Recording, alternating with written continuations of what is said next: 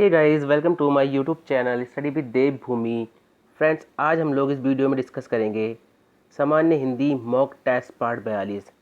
इस वीडियो में आपको सामान्य हिंदी के 20 महत्वपूर्ण एमसीक्यूज देखने को मिलेंगे जो आपके आने वाले यूके ट्रिपल एससी के अपकमिंग एग्ज़ाम बीडीओ, समाज कल्याण अधिकारी, कनिष्ठ सहायक, पटवारी, इन सभी के लिए काफ़ी महत्वपूर्ण है। गाइस, ये वीडियो आपको डेली सुबह 7 बजे मिल जाती है। ठीक है, हिंदी की वीडियो आपको सुबह 7 बजे मिल जाती है। दोपहर 1 बजे आपको जीके की वीडियो मिलती है और रात 8 बजे आपको उत्तराखंड जीके की वीडियो मिलती है। ये हमारा शेड्यूल जो है जब तक रहेगा जब तक हमारे एग्ज़ाम शुरू नहीं हो जाते, और ये सीरीज़ आपको डेली ही मिलती है गाइस। अगर आप अभी तक तैयारी में नहीं जुड़े हैं तो आप इन सीरीज़ को देखना शुरू कर दीजिए, आपकी तैयारी बेहतर हो जाएगी गाइस। आप 100% एग्ज़ाम क्रैक कर लेंगे। आप अपनी पढ़ाई करिए, उसके बाद इन सीरीज़ को, ठीक है, आप 20-20 क्वेश्चन है, उसके अलावा इसके सभी के एक्स फैक्ट भी बताए जाते हैं। तो आप अपनी पढ़ाई करिए और इन टेस्ट सीरीज़ को दीजिए, आपकी तैयारी बेहतर हो जाएगी। 100% आप एग्ज़ाम क्रैक करेंगे गाइस। अगर आप डेली इसी तरह की वीडियो चाहते हैं तो आप हमारे चैनल स्टडी विद देव भूमि को सब्सक्राइब कर सकते हैं। जब चैनल को सब्सक्राइब करेंगे तो बराबर बने घंटे के निशान को ज़रूर क्लिक कर लें ताकि आप किसी भी वीडियो की नोटिफिकेशन को मिस ना कर पाएँ। तो चलिए, ज़्यादा टाइम ना ख़राब करते हुए वीडियो को शुरू करते हैं। तो गाइज़, कल हमने आपसे सामान्य हिंदी मॉक टेस्ट पार्ट 41 में एक क्वेश्चन पूछा था, अपभ्रंश में साहित्य का आरंभ कब हुआ था। तो देखिए, अब अपभ्रंश में जो साहित्य का आरंभ शुरू हुआ था ये हुआ था 8वीं शताब्दी में, यानी डी ऑप्शन हमारा सही है। ये कब तक रहा था? 13वीं सदी तक। ठीक है, 8वीं सदी से 13वीं सदी तक जो है अपभ्रंश में साहित्य का आरंभ हुआ। इस बीच में अपभ्रंश का काफ़ी महत्व रहा गाइज। और आज का क्वेश्चन है जिसका आंसर आपने कमेंट के माध्यम से बताना है हमें। मूलतः स्वर कितने प्रकार के होते हैं? Option A 10, option B 11, option C 12 या ऑप्शन डी 13। इसका आंसर आपने हमें कमेंट के माध्यम से बताना है। तो चलिए, आज का पहला क्वेश्चन देख लेते हैं। बिना दीवारों के घर नाटक के लेखक हैं। तो देखिए, बिना दीवारों के घर नाटक के जो लेखक हैं गाइस, ये हैं मनु भंडारी। कौन है? मनु भंडारी, यानी ऑप्शन सी हमारा सही है। देखिए, मनु भंडारी का एक नाटक और पूछा जाता है, रजनी दर्पण। कौन सा पूछा जाता है? रजनी दर्पण। उसके अलावा इनका एक महत्वपूर्ण उपन्यास है जो एग्ज़ाम में काफ़ी पूछा जाता है, आपका बंटी।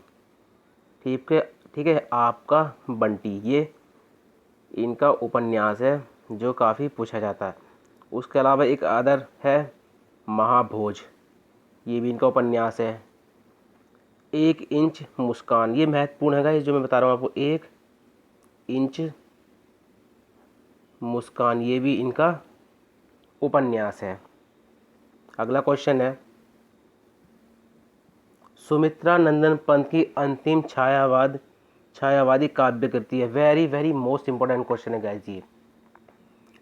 तो सुमित्रा नंदन पंत की अंतिम छायावादी काव्य कृति है गुंजन, यानी ऑप्शन डी हमारा सही है। गुंजन का प्रकाशन जो है 1932 में हुआ था गाइस। इसकी आप डेट याद रखेंगे क्योंकि पहली, अंतिम और फेमस जिनके लिए उनको अवार्ड मिल रखा हो वो तो एग्ज़ाम की दृष्टि से काफ़ी महत्वपूर्ण होती हैं। ये तो प्रथम अंतिम थी।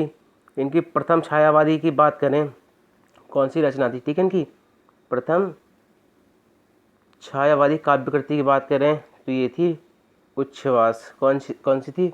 उच्छ्वास, जो कब आई थी? 1918 में गाइस।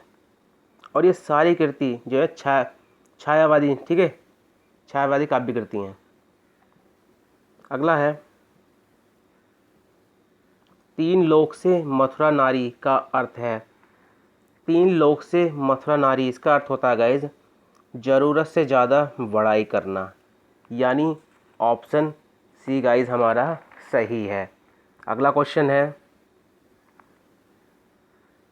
आकाश से बातें का अर्थ है। तो आकाश से बातें, इसका अर्थ होता है बहुत ऊंचा होना, यानी बी ऑप्शन हमारा सही है। अगला क्वेश्चन है, निम्नलिखित में से वाक्य के शुद्ध रूप का चयन कीजिए। तो इनमें से शुद्ध रूप गाइज आपको टिक करना है। तो इनमें शुद्ध वाक्य देखिए, उसे अनुत्तीर्ण होने की आशंका है, यानी डी ऑप्शन हमारा सही है। अगला क्वेश्चन है, निम्नलिखित में से कौन सा मिश्र वाक्य है। तो देखिए इसमें से मिश्र वाक्य कौन सा है, इसमें सी, सेठ जानता है कि नौकर ईमानदार है।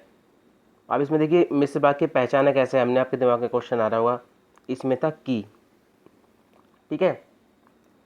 और आपको पता है जितने भी मिश्र वाक्य होते हैं, जितने भी मिश्र वाक्य होते हैं उनकी पहचान क्या होती है, सबसे महत्वपूर्ण आता है इसमें की, जो सबसे ज़्यादा पूछा जाता है गाइस, ठीक है।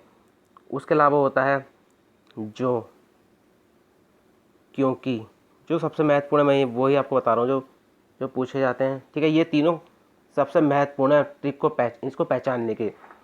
उसके अलावा जैसे उतना, जैसे वैसे, जब तब, जहाँ वहाँ, जिधर उधर, अगर, यदि तो, ठीक है, यद्यपि तथापि, इस तरह से मिलेगा तभी भी आप उसको लगा सकते हैं।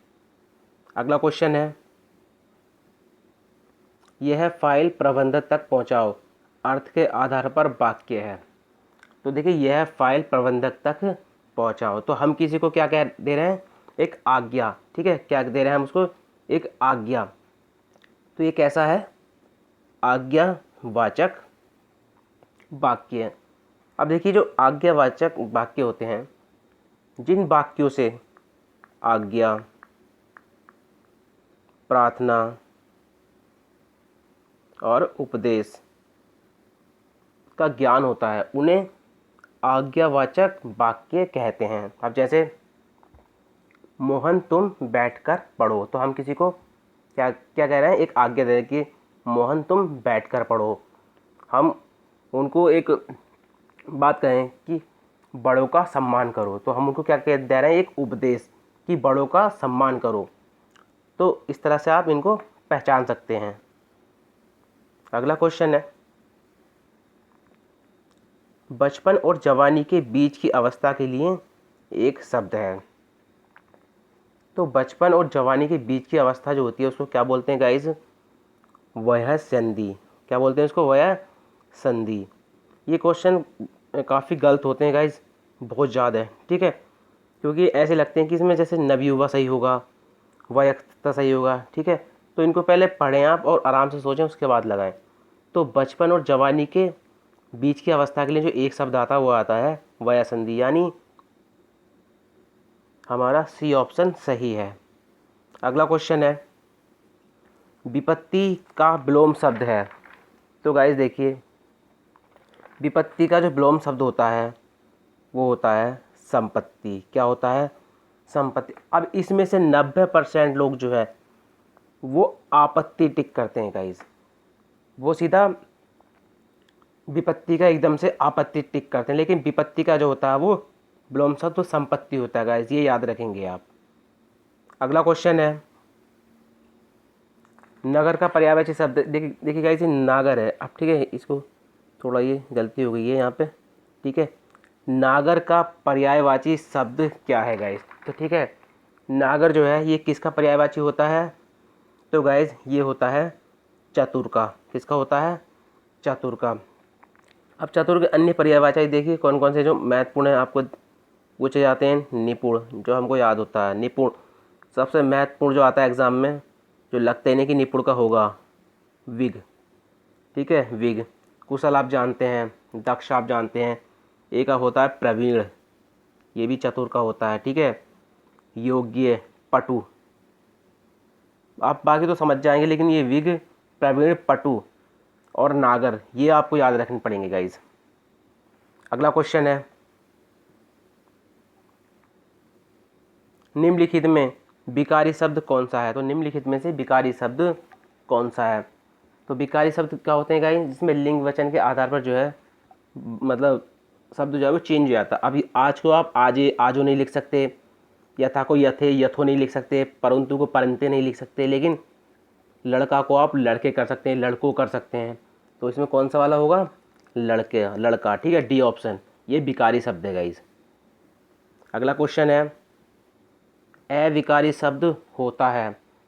तो अविकारी शब्द कौन से होते हैं, जो कभी चेंज नहीं होते गाइस, ठीक है। तो ये है अवयव, यानी डी ऑप्शन हमारा सही है। अगला क्वेश्चन है,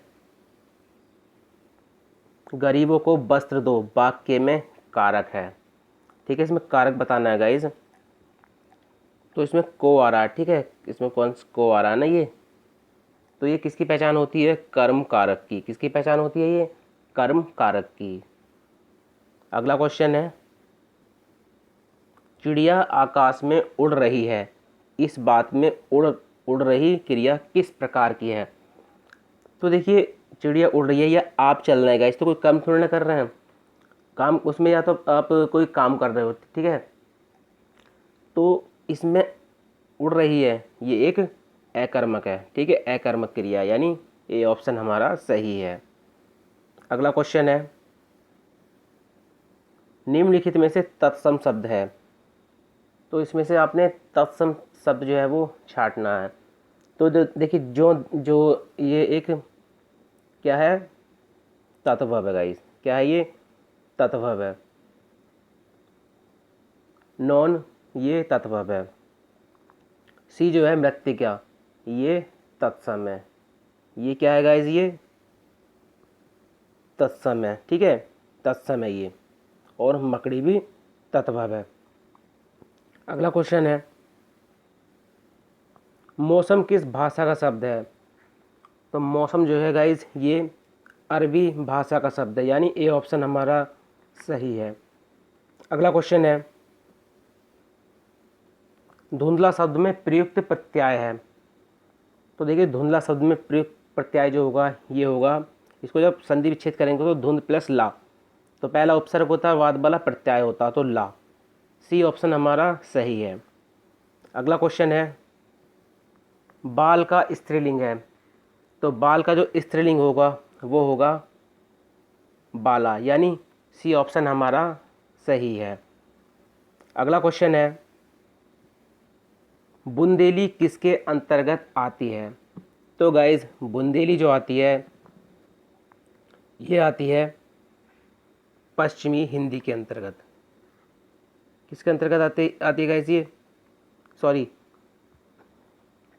बुंदेली किसके अंतर्गत आती है गाइज, ये आती है पूर्वी हिंदी के अंतर्गत। सॉरी गाइज, देखिए, बुंदेली किसके अंतर्गत आती है, very very most important question है गाइज ये। तो बुंदेली जो आती है गाइज, बुंदेली आती है पश्चिमी हिंदी। किसके अंतर्गत आती है, पश्चिमी हिंदी के अंतर्गत आती है, ठीक है। तो याद रखें, इसका पूर्वी हिंदी नहीं होगा, इसका पश्चिमी हिंदी होगा। अब देखिए, पश्चिमी हिंदी के अंतर्गत जो आती है वो कौन कौन सी आती है। एक तो आती है कौरवी, ठीक है, कौन सी आती है, कौरवी, जिसको हम क्या बोलते हैं, खड़ी बोली। दूसरी आती है बांगरू, जिसको हम बोलते हैं हरियाणवी, ठीक है, क्या बोलते हैं उसको, हरियाणवी। तीसरे नंबर पर आती है सबसे महत्वपूर्ण ब्रजभाषा। उसके बाद आती है बुंदेली, कौन सी आती है, बुंदेली। और बुंदेली के बाद आती है कन्नौजी। तो पश्चिमी हिंदी के अंतर्गत जो आती हैं, कौरवी या खड़ी बोली, बांगरू या हरियाणवी, ब्रजभाषा, बुंदेली या कन्नौजी। तो गाय, बुंदेली किसके अंतर्गत आती है, तो यह आती है पश्चिमी हिंदी के, यानी डी ऑप्शन हमारा सही है। अगला क्वेश्चन है, तीसरा विश्व हिंदी सम्मेलन जो है कहाँ आयोजित हुआ था।